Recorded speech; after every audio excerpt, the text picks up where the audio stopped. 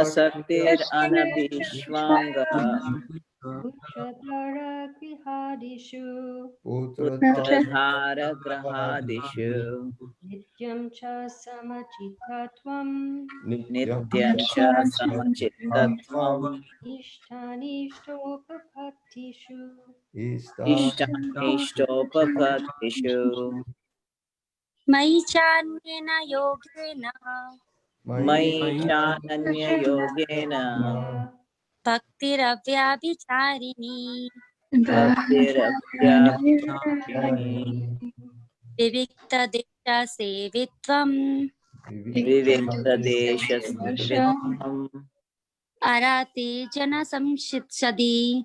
Arate sajana samchadi. One more person for the last one.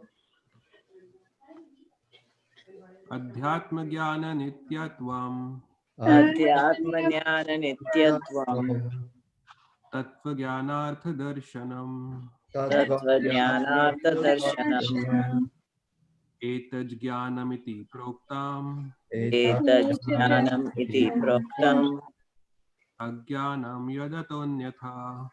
Ajnanam yadatonyata Amanitvam. Advanishram.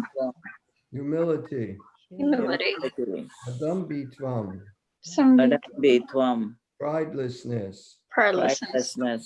Ahimsa. Ahimsa. Non-violence. Non-violence. Shanti. Shanti. Tolerance. Tolerance. Tolerant. Arjavam. Simplicity. Simplicity. Acharya upasanam. Acharya upasanam. Approaching a bona fide spiritual master. Approaching a bona fide spiritual master. Shaucham. Cleanliness. Cleanliness. Dhairyam. Dhairyam. Steadfastness. Steadfastness. Atma vinigraha. Atma vinigraha. Self-control. Self-control. Indriya arteshu. Indriya arteshu. In the matter of the senses. In the matter of the senses. Aragyam. Vairagyam. Renunciation. Renunciation. Anahankara. Anahankara. Being without false egoism. Being without false egoism. Eva. Certainly. Cha. Also. Janma. Of birth. Mrityu. Death. Jara. Old age. Yadi. Body. And disease. Of the stress. Dosha. Fault. Anudarshanam. Observing. Shakti. Being without attachment. Anabhishvanga. Being without association. Putra. For son. Dara. Wife. Griha adishu. Home, etc. Nityam. Constant. Cha. Also. Samachittatvam. Equilibrium. Ishta. Desirable. The desirable. Anishta. And undesirable. Upapatishu. Having obtained. Mai. Unto me. Cha. Also.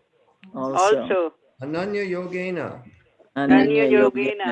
by unalloyed devotional service.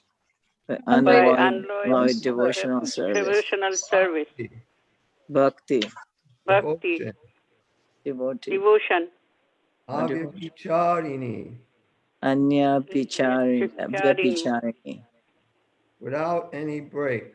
without Without any any break. break. Vivikta. Vivekta, To solitary. To solitude. solitary. Desha. Desha, Desha. Places. Places. places. Sevitvam.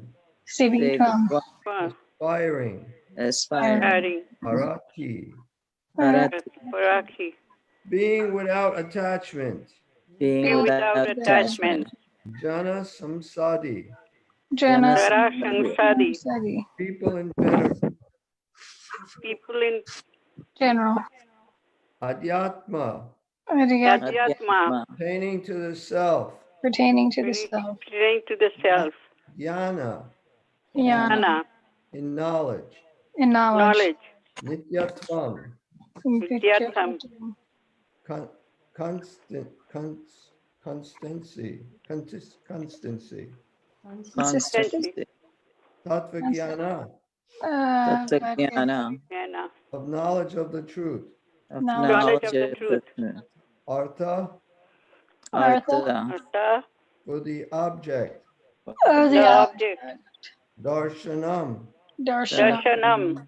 Philosophy. Philosophy. Vasudev. Etat. Eta. Etat, All this. All this. all this, Poet. Jnanam. Jnana. Jnanam. Knowledge. Knowledge. Iti. Iti. iti, Thus. Thus. thus, Sat. Proktam. proktam, Acham. Declared. Declared. Arganam. Arganam. Ignorance. Ignorant. Ignorance. Yat. yeah, Yat. That which. That which. That which. Ata. Ata. Tata. This. from This. this, Anyata. Anyata. Anata. Other. Okay, so that's for our Sanskrit lesson for today. I'll read the translation. Humility, pridelessness, nonviolence, tolerance, simplicity, approaching a bona fide spiritual master, cleanliness, steadiness, self-control, renunciation of the objects of sense gratification, absence of false ego, the perception of the evil of birth, death, old age, and disease, detachment, freedom from entanglement with children, wife, home, and the rest, even-mindedness amid pleasant and unpleasant events, constant and unalloyed devotion to me, aspiring to live in a solitary place, detachment from the general mass of people, accepting the importance of self-realization and philosophical search for the absolute truth. All these I declare to be knowledge, and besides this, whatever there may be is ignorance. So now this are the qualities of knowledge. Someone who has knowledge has this.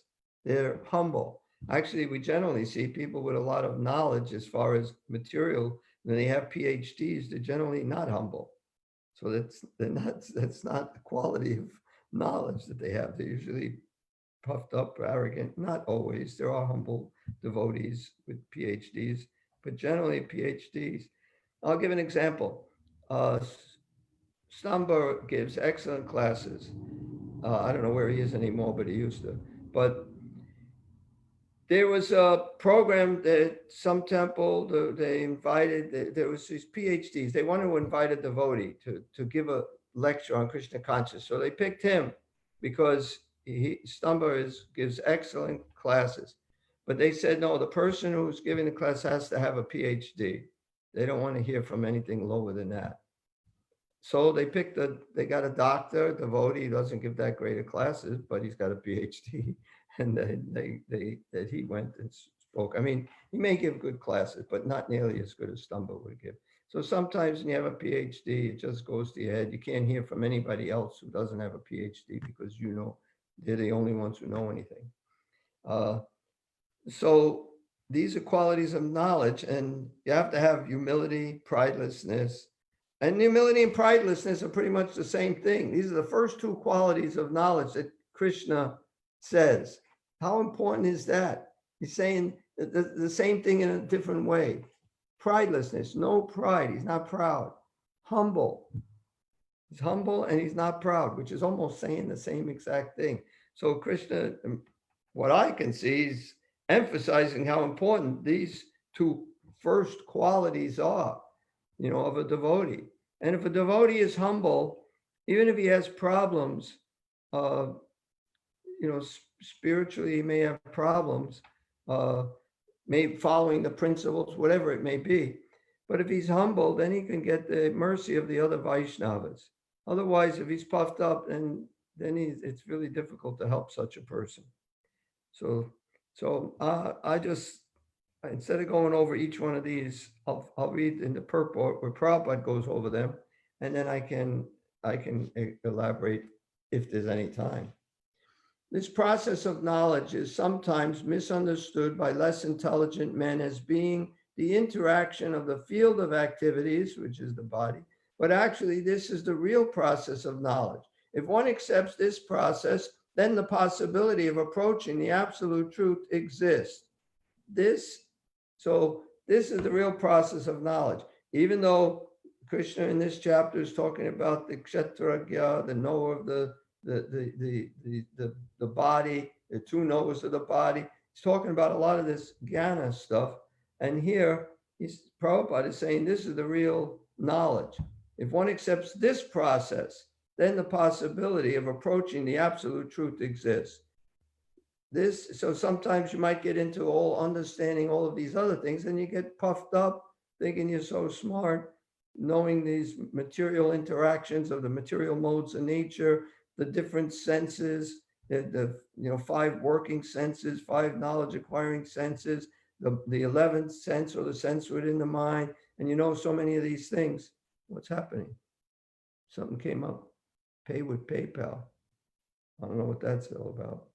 Okay, so let me just read some more. This is not the interaction of the 24 elements as described before. This is actually the means to get out of the entanglement of those elements. So you don't even have to know what those elements are to get out of the entanglement of them. Of course, the more you know about these things, the better, especially for explaining to other people. But we don't really need to know all these 24 material elements. All we have to know is these things. We follow these things, we'll get out of this material entanglement. So the embodied soul is entrapped by the body, which is a casing made of the 24 elements. And the process of knowledge, as described here, is the means to get out of it. So it's like we're all in jail. Just a minute till that phone stops ringing. Is that about this class?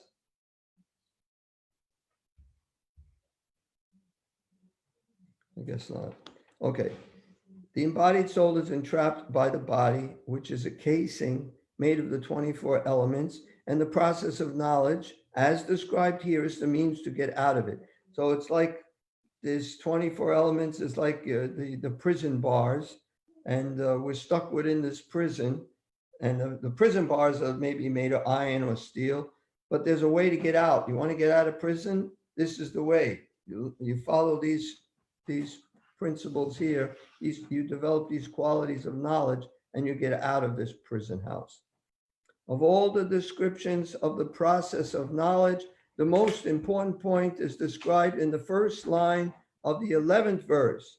Mai chananya yogena bhaktir avya bicharini. The process of knowledge terminates in unalloyed devotional service to the Lord. Of course, if you have unalloyed devotional service to the Lord, you automatically have all these other qualities. You're automatically humble, prideless, etc. So, so if you can try. I mean, as devotees, we should try to practice Krishna consciousness, and we should also know what are the different qualities we should have. So we can make a an extra effort to try to be humble, not artificially humble, which many new devotees, they're just artificially humble. And it's not it's not really humility. Oh, Prabhu, you're so great, whatever. But to really be humble. What is humility? Prabhupada says humility is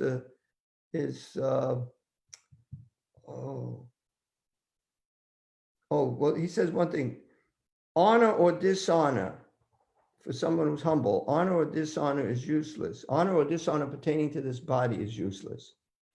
So anything pertaining to this body is useless. You're humble, the body is humble, people think you're humble.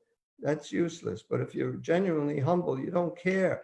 You don't care if people honor you or if they dishonor you. One should not be anxious to be for the satisfaction of being honored by others. I remember that too. She just read it to me, but it came back. Okay, so if one does not approach or is not able to approach the transcendental service of the Lord, then the other 19 items are of no particular value. So it's just like anything else. You can do so many things that are really good, but if you don't ultimately come to bhakti, you can practice jnana yoga, ashtanga yoga, you can practice any of these different types of yoga. But if you don't come to bhakti, it's a waste of time.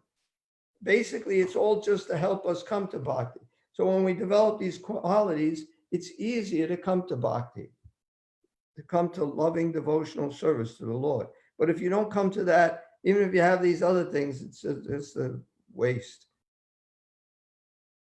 Because that's the goal. The goal is to become an unalloyed devotee of the Lord. Okay. Then the other 19 items are of no particular value. But if one takes the devotional service in full Krishna consciousness, the other 19 items automatically develop within him. So even knowledge and detachment, you have to get knowledge and detachment, but that knowledge and detachment comes automatically. You don't even have to do anything, and you'll obtain knowledge and detachment just by completely surrendering to Krishna. So as stated in Srimad Bhagavatam 5:18-12, Yasyasti bhaktir bhagavati akinchana savai gunais tattva samasate sura. All the good qualities of knowledge develop in one who has attained the stage of devotional service. I just like to say that I didn't actually read this before today or recently, but I kind of remembered it, but I didn't know I was going to be reading it because I just said it though. But these qualities just automatically obtain just by engaging in devotional service. So the principle of accepting a spiritual master, as mentioned in the 8th verse, is essential. Even for one who takes the devotional service, it is most important, even for one who takes the, so we take the devotional service, of course, first, then we accept the spiritual master. I mean, just accepting a spiritual master is a sign of humility if you accept him properly. I hear an echo, my echo, and we don't have anything else on here. So when we take to devotional service, automatically we become humble, and accepting a spiritual master is a sign of humility. Somebody knows more than me. Some people think they know everything. Even they're religious, but I don't follow anyone else. I know best. That's not very humble. Somebody who's humble, they follow an authority. And Krishna wants to see us accepting and serving his representative nicely. So transcendental life begins when one accepts a bona fide spiritual master. The Supreme Personality of Godhead, Sri Krishna, clearly states here that this process of knowledge is the actual path. Anything speculated beyond this is nonsense. As for the knowledge outlined here, the items may be analyzed as follows. Humility means that one should not be anxious to have the satisfaction of being honored by others. The material conception of life makes us very eager to receive honor from others. But from the point of view of a man in perfect knowledge who knows that he is not this body, anything, honor or dishonor pertaining to the body is useless. One should not be hankering after this material, this deception. So it's a deception, hankering for honor. I mean, it says in the Bhagavad Gita, honor, what is it? Honor and dishonor Yeah, pertaining to the yeah, honor or dishonor are all the same. It says something like that, right? honor and dishonor pertaining to body are useless. Yeah, that's what we just read just now. I'm thinking of a previous verse in the Bhagavad Gita. But anyway, we shouldn't be hankering for honor. We shouldn't be hankering. I mean, humility is so important. Just give some examples of how people are humble. They do so much service, but they don't care if they're in the background doing the service and people notice it, and they're not interested in just giving classes, leading kirtans, being in charge of something. They'll do whatever Krishna wants. I was just reading, Prabhupada was talking to the parents of a brahmachari, an American brahmachari. And there was one thing they didn't like is he has no ambition. He's not ambitious. They want us to be ambitious. I want to be a doctor. I want to be a lawyer. And he's not ambitious. And Prabhupada says, yeah, no, devotees are not ambitious. This is the quality of a devotee. They're not ambitious. And Kirtananda was there because the people weren't very satisfied with the devotees not being ambitious, because that does materially in this country, ambition is good. You should want to make something of yourself. But he said the devotee is not ambitious. He simply wants to serve Krishna. That's all.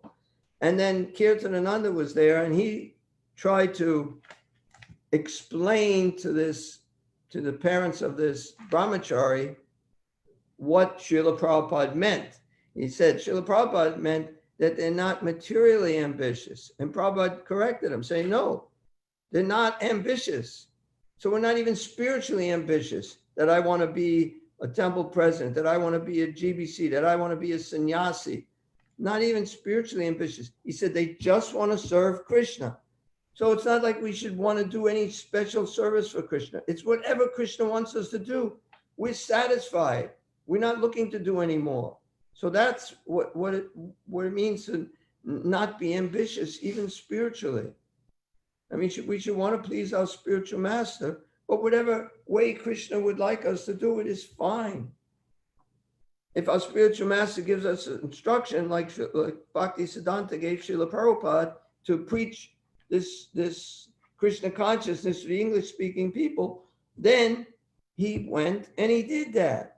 But he wasn't ambitious, like I want to preach all over the world. And then he even did more because he knew the mood of Bhakti Siddhanta. He preached it not only in English, but in so many different languages that his words were translated.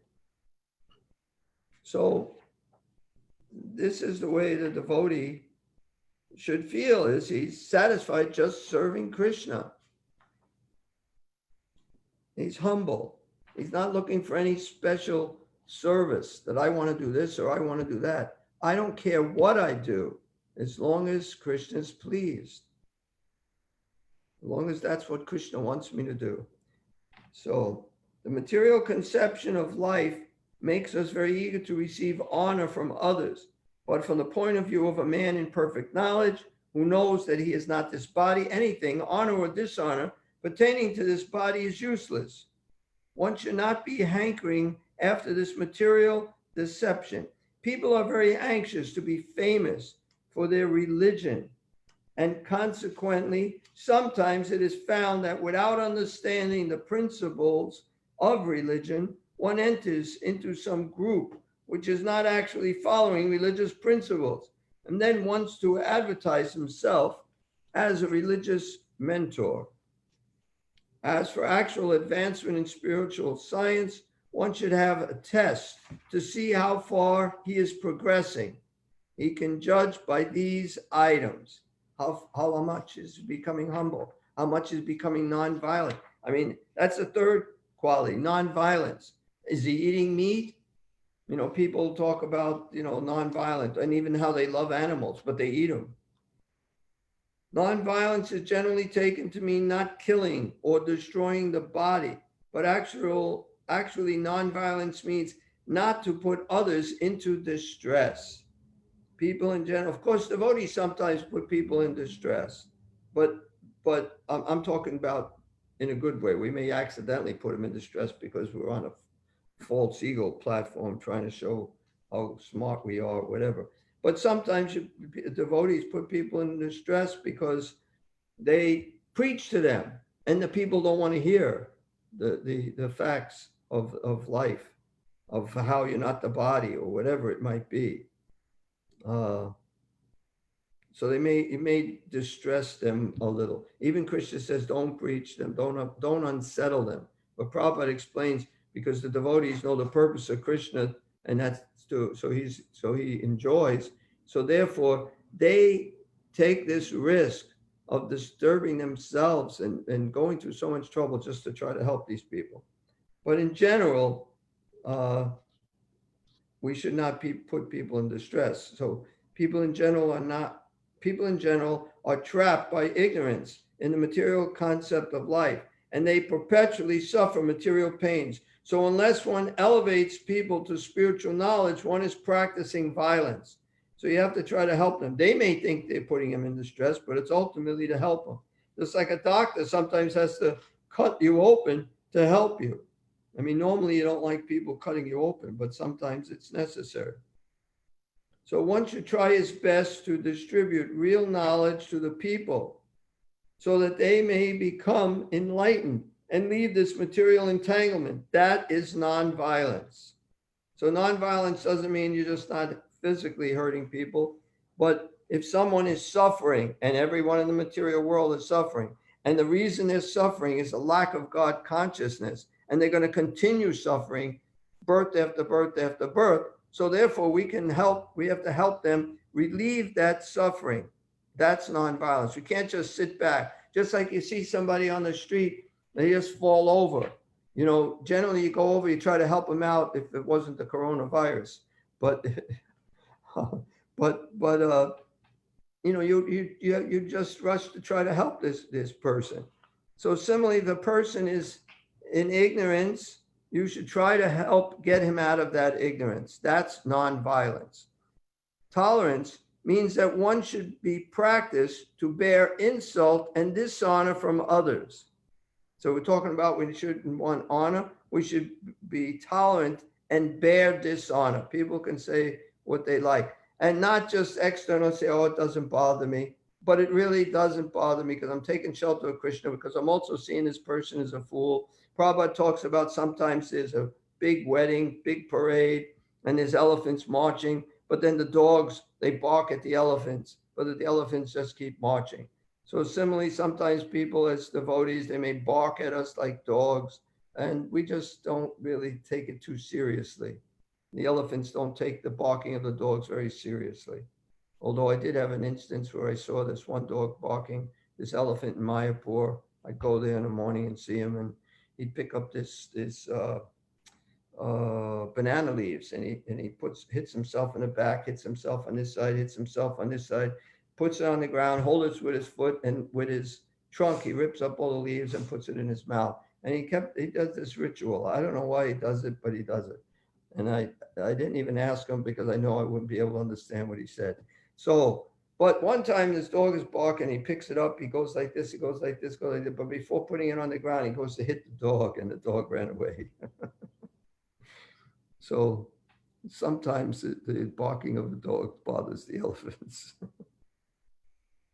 So if one is engaged in the advancement of spiritual knowledge, there will be so many insults and much dishonor from others.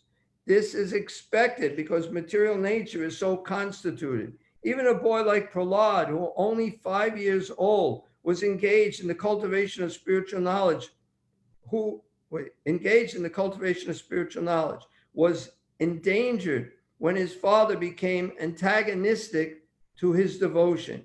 The father tried to kill him in so many ways, but Prahlad tolerated him. So there may be many impediments to making advancement in spiritual knowledge, but we should be tolerant and continue our progress with determination.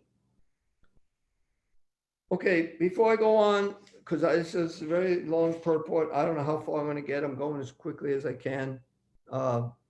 Anyone have any questions on anything I read so far? Questions, not comments. Or anything I said. Is everybody unmuted or can unmute themselves? Yes, Prabhu. Yeah, I can. Okay, so no one has any questions. I'll read some more. I have one question, Prabhu. What's your question? So, question. Can you speak related- louder? Can you hear me? I can hear you. Yeah. Okay. So, question related to humility, humble, right? So, Yes. sometimes, among the devotees, we, sometimes we try to humble, or pretend to be humble. So, is this a right approach to be pretending to be humble, or we have to be humble really? Yeah, pretending isn't going to help. You can pray to Krishna. Krishna, help me be humble. I see I'm so puffed up. Help me be humble. That's okay. That's good. But to act like you're humble, I mean, as far as enthusiasm, Prabhupada said, how do you become enthusiastic? Prabhupada said, by acting enthusiastic. So that helps. But how do you become humble? It's not by acting humble. Oh, please, oh, you're so great. I accept my humble obeisances. Just acting like that doesn't seem to make you humble, in my opinion. So how do you become humble? If you become, I would say, if you actually see your position within this material world, to at least a slight degree, you should become humble. What do we have? What can we be puffed up about? Like Tomo Krishna once with Srila Prabhupada, he told Srila Prabhupada he's getting puffed up because he's the temple commander. And Prabhupada says, where did he start? That in this universe, actually, there's this one universe, but there are unlimited universes. And in each universe, there are so many planets, millions and billions and trillions of planets. And on each planet, there are so many continents. And on each continent, there are so many countries. And in each country, there's so many cities. And in each city, there's so many buildings and so many temples and so many churches. And in one city, there's one church or one temple, and there's one temple commander, and he thinks he's something special. So if you can see how insignificant you are, it's easier to become humble. But I don't think acting humble. You certainly don't want to act puffed up, but I think just try to be yourself. And and if you're not humble, or if you don't think you're humble, pray to Krishna to help you become humble. I don't know how else. I find Krishna does things to make you humble, especially when you get real puffed up. So if you don't want to get Krishna to make you humble, you try and do it somehow on your own. What do you got to be proud of? We're so insignificant. We make so many mistakes. Just think of your mistakes. How can you be so proud? How can you not be humble when you see? I mean, I'm sure if you think about it, you can see all the different mistakes you made. Maybe not all of them, but you can see some of them enough to make you humble, or to see why should I not be humble? How do you become humble? Anybody have an answer, Jiva? How do you become humble? Hare Krishna. I have a doubt. So I think 1 week back there was a session where we had an example where a snake stopped biting people, right?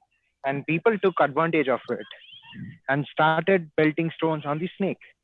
So the snake went to Krishna. Krishna told, I asked you not to bite, but I never stopped you from hissing out. How can I relate being humble with this example? I don't think that example is so much for being humble. It's just like even Prabhupada said, you know, for at Gurukul, you can pick up the stick, but you don't use it. You know, sometimes you can get something by acting a certain way, not materially, of course. You shouldn't want to get it materially, but I don't think that's an example of humility. I think that was an example given for anger, like you shouldn't get angry, but but if there's some cause, you can hiss, but you don't have to bite. Correct. So I just wanted to understand. So for the snake, if I put myself as a snake, right? What is being humble for me? I'm a Krishna devotee. Now, what is being humble for me? You're not a snake. I don't understand the analogy of a snake. You're in a human form of life, and what's being humble? Be humble is to serve the Vaishnavas. That's how you become humble. You serve those, especially somebody who you may have some problem with. You try to serve them. So that's humble. By serving the devotees, that's an example of how you can become humble. Of course, we're serving Krishna, but to serve the devotees too. Hare Krishna. Hare Krishna. I think that example was given by me because, we have to protect ourselves. So that's the reason I gave that example of. Right. That's an example for protecting yourself. Yes. Yeah. Because you can't be like vulnerable to, so that others can take advantage of your humility. So you have to protect yourself. Right. That people might take advantage of your humility. Yes. Yes. But usually if you're humble, I mean, you don't see Haridas Thakur or any of these real humble devotees, as the Goswamis, doing anything to try to protect themselves. They were loved by, it says, by the general mass of people, along with the ruffians. It said the ruffians means somebody who's real rough, like kind of a gangster type. They also liked the Goswamis. Everybody liked them. So somebody who's really, really humble, it's an attractive feature. And even if people try to take advantage, what are they going to do? They can't take advantage. You want something that they won't even mind giving it. Doesn't matter. I was on a walk one time and I had a flower garland. This was in Houston, Texas, and I don't know where. I'm just walking. And there was some black guy. But before I went out, I thought, I want to give this flower garland to someone. So I was walking and this black guy looks at me and I said, would you like a flower garland? And he said, and he took it. And then he wanted something else, some money or something. I think he thought I was afraid of him. And that's why I gave him a garland, like I'm bribing him so he doesn't. So when he asked for something else, he says, no, I ain't giving you anything else. And that was the end of that. So there comes my humbleness. But I think a good way to be humble is by trying to serve the devotees. And if you offend the devotee, to apologize to the devotee. That's, and, apologize, not like a little kid apologize. Say you're sorry. I'm sorry. You got to mean it. Hare Krishna, Prabhuji. Yes. Sorry. Can I add something if you permit? Sure. So, Prabhuji, so like in a devotee community, when, one devotee pay obeisances to another devotee. Devotee what? Pay obeisances to another devotee, like this is a culture. So I think as a devotee, we should accept that obeisances, but we should not expect it. So that way, and we should continue our service being honor. If we are honor for service, I mean, honor or dishonor, but as you mentioned, that we should continue. So we should not expect honor.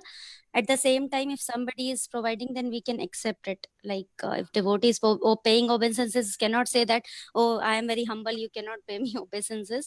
But we should not at the same time expect that the devotee would honor me or pay me obeisances like that. Right, right. You get, especially when you get some position, you're a sannyasi, and you expect people to offer obeisances, and you're supposed to offer obeisances to a sannyasi. But if someone doesn't offer you obeisances, you shouldn't be at all like, why he didn't offer me obeisances.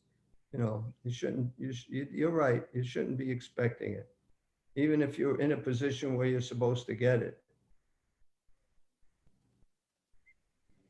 But you should offer obeisances to devotees, and devotees should offer obeisances back, and that should be done.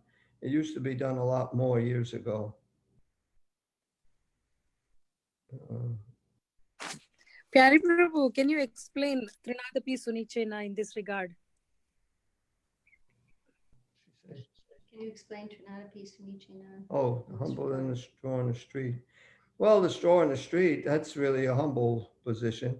Prabhupada compares like the grass is not as humble, because even if it lays down, if you step on it, it comes back up, but the straw in the street stays down.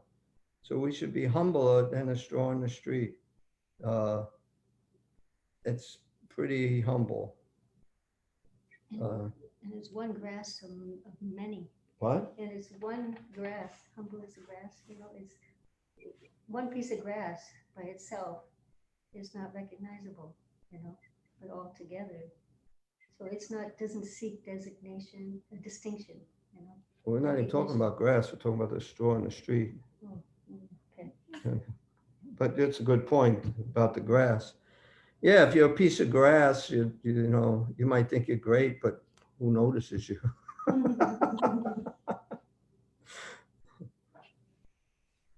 What's that thing about we should not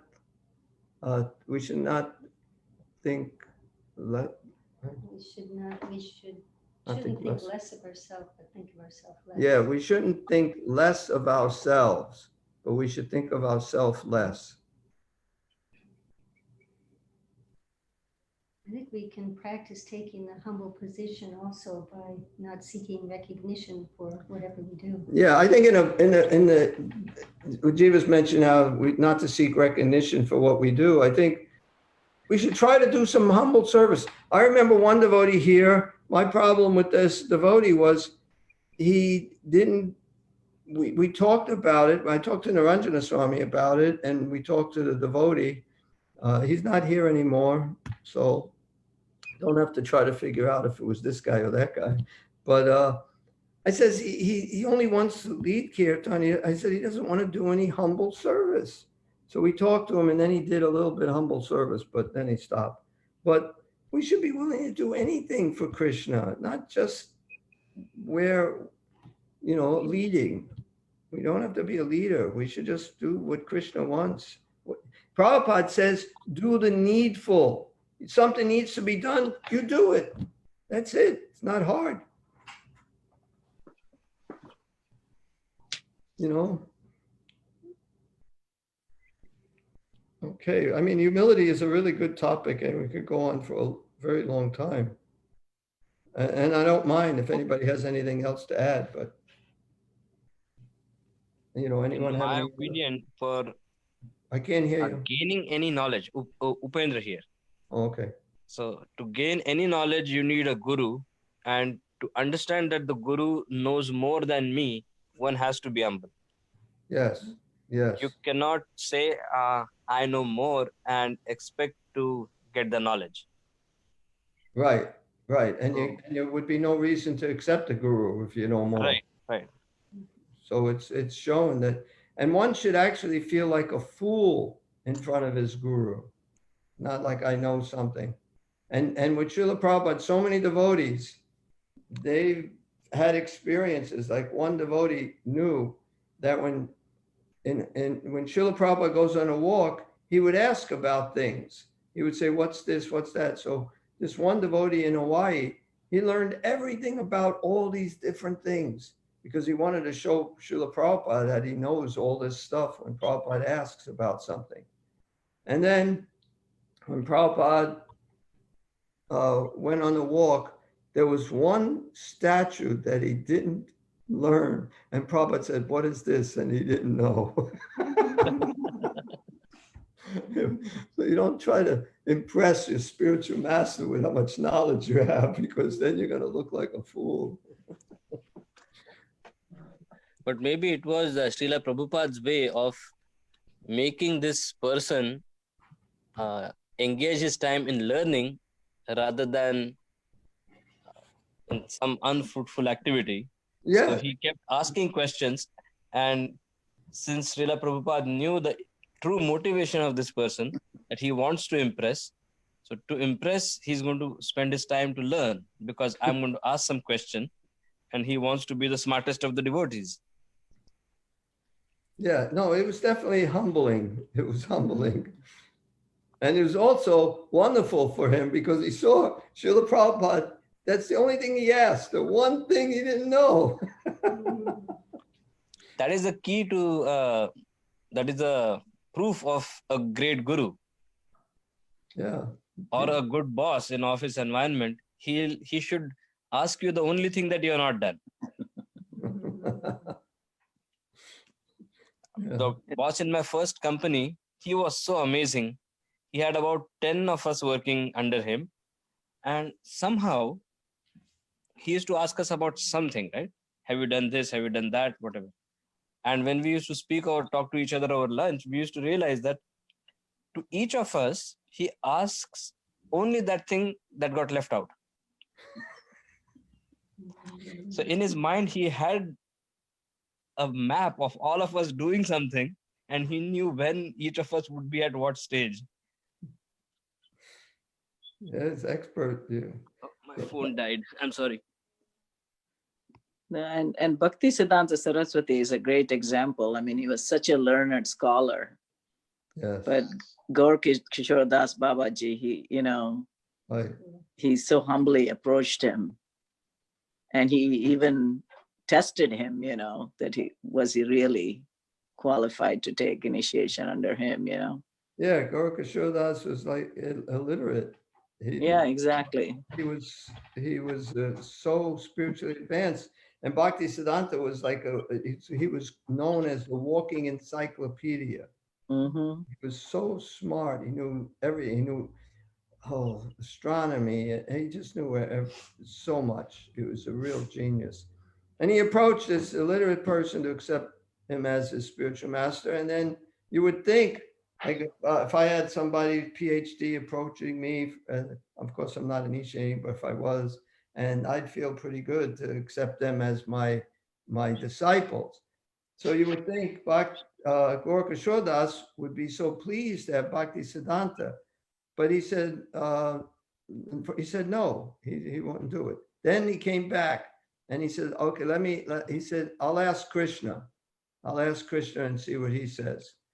So then he came back again. He said, did you ask Krishna? He said, oh, I forgot to ask.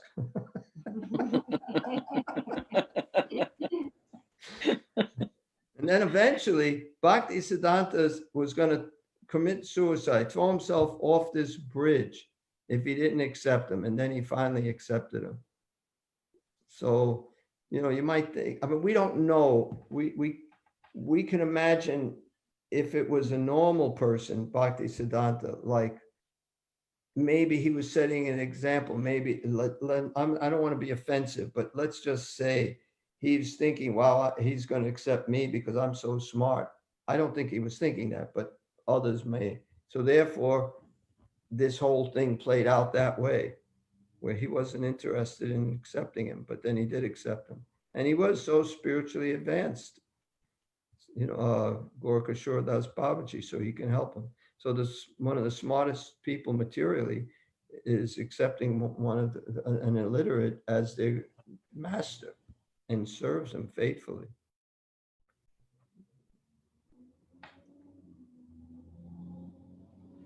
Anyway, we should probably, we're probably not going to go any further. I could read one more thing, but But so we read up to tolerance, and we mostly spoke about the humility. Did I finish the tolerance?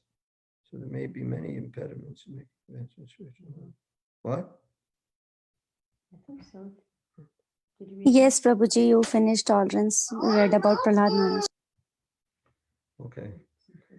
Okay, any other questions or comments? I wish I could say more about humility.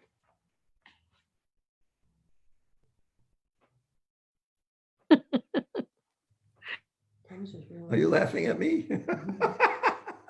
No, you were What? nothing, Pyari Prabhu. The way you Well, said I it. wish I could say more. Even if you laugh at me, I'm fine. Honor or You dishonor, right? Walking around with us. So. How do we practice? To Your bear tolerance is you practice to bear insults. Come on, So lay we it should- on, lay it We should on. practice. Krishna. The others can. Pyari Prabhu, people are asking way to get rid of coronavirus, corona pandemic. I mean, where to get rid of it? Way to get How? rid of this pandemic. How to get rid of it? Or how to get rid of it? How to get rid of it? Yeah. Well, I mean, they're not going to they're not going to believe it. But if you become Krishna conscious, then that'll get rid of it. No, but Krishna has sent it. It's not like it just happens. Why does he do it? It's because people, I mean, the Earth planet, the human beings are like a virus to this planet. So the planet is just fighting back. You know, it's trying to get inoculated from us. We're destroying this planet. So it's. But Pyari, I wanted to make a comment about humility before you ended. Remember, Yadunandan Prabhu asked. Oh yes. Radhanath Maharaj. Yes, How do you yes. become humble? Yes. Yes, I remember that. He said, "Serve Pyari." Pyari Mohan. Yes, that's a very good way to become humble. Hari Bol. Thanks for sharing. So if any of you want to know how to become humble, that's Radhanath Maharaj's answer. It makes a lot of sense. Because if you do, you'll really be tested in humility. Since we are on the topic of humility. That's a good one. I forgot that.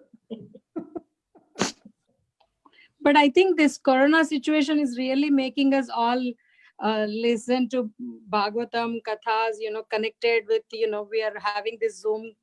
So it is so nice and blissful. I mean, like, I don't feel that, anyway, one day we all have to exit this planet, but we are spending in a better way now than previous months or years.